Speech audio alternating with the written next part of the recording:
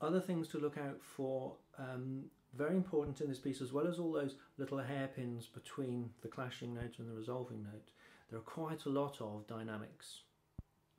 Not surprisingly, you've probably noticed in Carcassi he does give us loads of dynamics, and these are really, really important dynamics. And one of the fascinating things is, in the second line, we get a dynamic we really wouldn't expect, and that in a sense makes it even more important.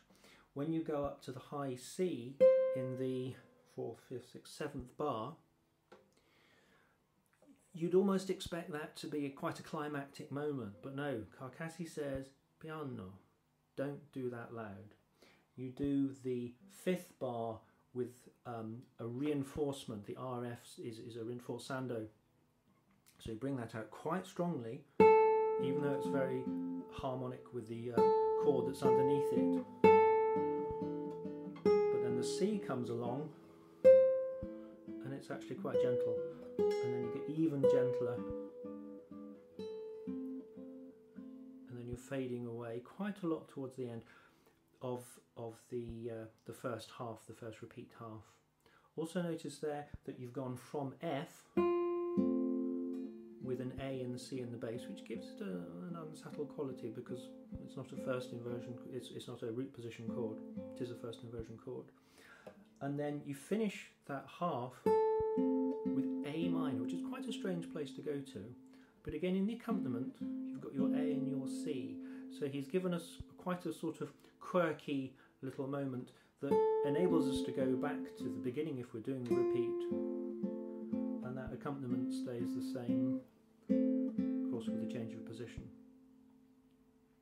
So really look out for that piano as you go up to the 8th fret C. In the next line you'll notice that marking ritenuto. It is really important that you recognise that this means slowed down. So that bar is slowed down, it's held back. So it's not a process of slowing down, it's suddenly slower. And as with study number 7, you might have seen, when you get to the next bar, we have to do an R tempo. You have to go back to tempo. It doesn't say clearly, we're expected to know, because it's really, really obvious. When you get to the highest note in the piece, which is the D here, on the next line, you'll notice you've got that reinforce mark underneath it again.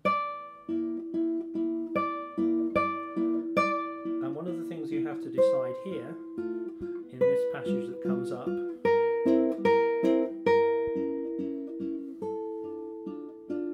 you have a couple of options. One thing to think about whenever you work on a piece is, what is the one strongest moment, sometimes known as the crunch, in the piece. Very often it's the highest sound. This, in this case, would be the D.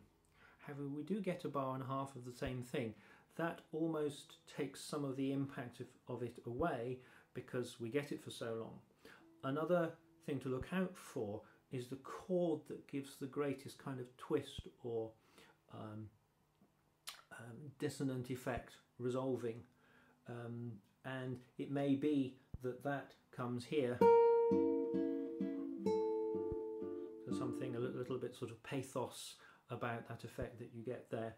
So one thing that I would suggest you think about is whether you want that, what I described as the crunch, to be the high D, or the effect of going from the B flat to the A there. And then really the rest of the piece, you're spending your time sort of unwinding the energy that you wrapped up earlier on. We also need to think about the rests. Now, I was there when the one Associated Board examiner, who happens to be a guitar player, said, and I more or less quote, "Of course you have to do the rests." And I'm not going to disagree with him. On the other hand, while we have to take what he said very, very seriously, firstly, I would suggest that you'd not be put off the piece altogether if you think that having to make all these rests makes it unplayable, makes it too arduous. It is far too good a piece for that to be a useful outcome of that statement.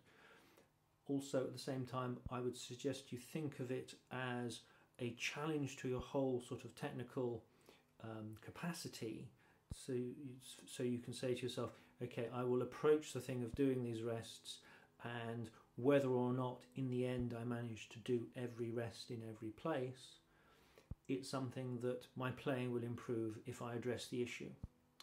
Now, there are, as I alluded to earlier on, there are two rests essentially in the texture that we're dealing with. There are the quaver rests in the accompaniment, which most of the time have to be done, if you're going to do them, by putting your right hand fingers, often the I and the M, back on. So the first bar would be and 2 and 3 and 4 and so on the 3 and the 4 you probably heard or saw that I was putting the fingers back on.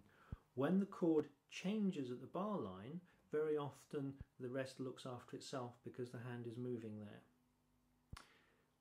Also, there is the crotchet rest that you get every other bar in the tune, and this is also quite important from the point of view of what I was saying, how the minim at the beginning of that bar is a dissonance and it resolves, because by shortening that second note, the one at the end of the hairpin, it's taking even more some of the energy away from it, and so that's one reason why it's really quite important to do that rest.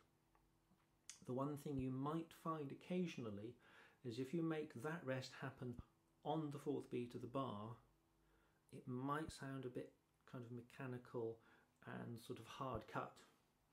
So you might want to experiment with slightly relaxing it a bit. With those crotchet rests, you've got possibly more opportunity to explore different ways to make them happen.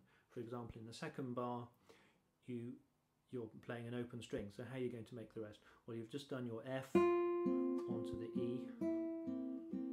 So what I do was just let the fourth finger back onto the string, onto the first string, just to touch it. In other places, for example, at the end of the fourth bar, all I do is slightly release the bar, the first finger that's making the bar there, and in doing so, top string is taken away. There are similar things or permutations of those things that you should be able to find throughout the piece. Certainly, if you can do it with a lot of these rests, it will make a big difference. If you can work on the piece so that you can really do every single rest, and yet it's part of your technique and it's an easy thing to do for you, then you will be absolutely on top of making damped rests happen, because this piece will have done that for you. There are a couple of places you definitely want to look at where, no matter how strictly you're doing this issue of the rests, the lower voice has open strings in places where you really need to stop them. So 2 bars from the end of the first section, for example, after you've done this high bit there, you notice I finger it differently from most editions. When you do this, okay, you've got the open D there. Now you can stop the D on the 5th string if you prefer, but if you want to do the open D, when you come to the G sharp, it's crucial that you stop that D. You do not want to hear the D with the G sharp at all. It has to stop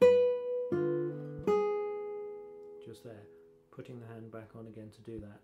There are a few other places, maybe 3 or 4 other places through the piece where you've got an open string that really needs stopping. The bar before the ritenuto bar, the ritenuto bar itself has got the open A's, and 3 bars from the end there's the open G there as well. So, as I alluded to at the beginning, this is quite an extraordinary piece. Don't be fooled by its apparently mechanistic, almost formulaic nature. Carcassi is quite good enough a composer to give us a terrific piece, writing within very tight parameters that he set himself, and our job as a player is to do that concentration justice.